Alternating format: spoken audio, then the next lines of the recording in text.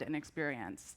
But to start with, for one question that I'd like to ask each one of you, what do you see as the challenges and opportunities around women's leadership today?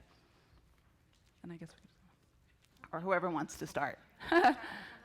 we still need to overcome the stereotype that people have about women and their perception, because the perception out there still today is rampant that men are smarter and better at work and they should have the more money because they probably have a family or they do have a family, and this is not true.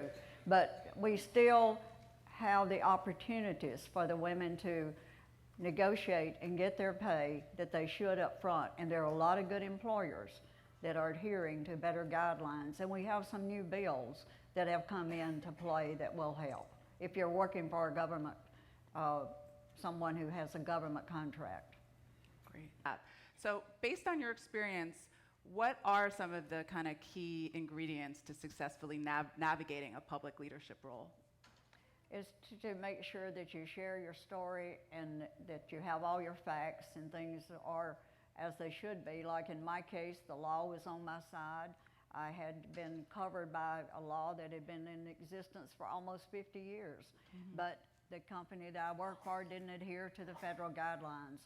And so you have to know all of the facts, but the thing about me, I just couldn't let it go, mm-hmm. because it was not right, it was not the law, it was on my side, and I couldn't let it go. And once the verdict came out in my case, it was no longer about me, mm-hmm. because my case was over. It was about every other family across this nation, mm-hmm. because the employers are using this and holding back on employees, and they're not getting the income that they're rightfully entitled to, and they're mm-hmm. earning. And it mm-hmm. goes on for the rest of your life. That's mm-hmm. what's so sad about it. Not only at the time you're working for your family, but it goes on into retirement mm-hmm. also.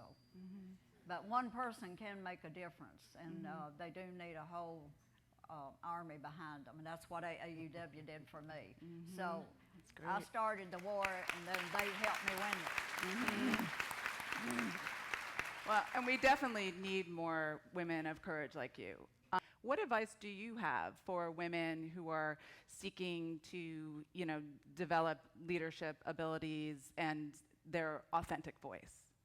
I encourage them because especially the college campuses I visit, I want young women to understand the field is wide open, the challenges out there today for them, because mm-hmm. there's so many frontiers that haven't been broken. You still see the headlines in the papers and on the news. First woman heads up whatever, or first mm-hmm. woman has done this, and first woman here. We still have not made a dent in the opportunities that young women today have. We do not have enough women in Congress in Washington. Mm-hmm. We do not have enough young women in the state. We need young women everywhere. You can read your board reports, and most company boards, big entities, they do not have but one or two women. Mm-hmm. They can't make a dent. They can't make any choice. Mm-hmm. They'll end up getting swayed one way or the other, and it won't push what's right forward like it should be. Mm-hmm. They'll just end up agreeing with the others. Mm-hmm. So we need to get young women to realize, start local. Get into politics, get into something, join an organization, stay with it, and you'll learn to step out and step up. And it's not always easy. It's not the easy thing to do, mm-hmm. but it's the right thing to do. And they'll end up realizing later in life that it was the right thing for them. Mm-hmm. Mm-hmm. That's a great answer. Thank you. Great. Yeah. We're making small strides every day, I believe, out there for women and girls. And I think we have a great future in front of us for the things that we can accomplish, because we do it through organizations like this. Mm-hmm. And just like in my case, that bill passed and became law in 18 months, and Washington hasn't passed anything like that since. But we did it because everybody rolled up their sleeves and got behind it, and they believed in it. Mm-hmm. And there are so many things still happening every day that pushes the women and girls out, and women are beginning to learn mm-hmm. to support and mentor each other. Yeah. And that's what it will take also, as well as the men getting on board. Right?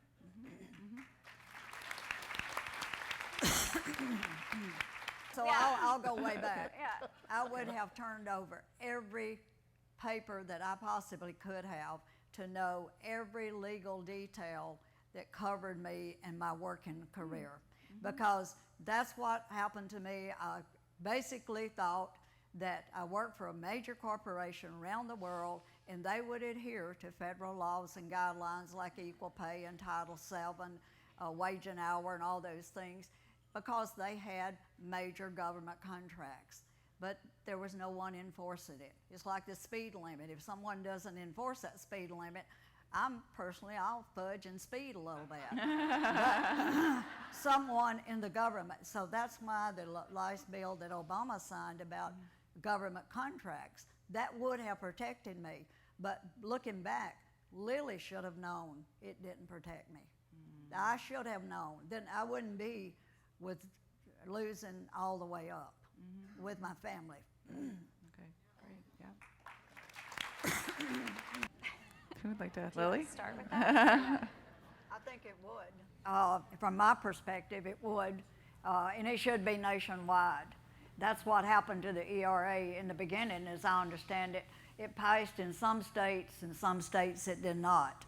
And if it was nationwide, then that would help each and every one of us.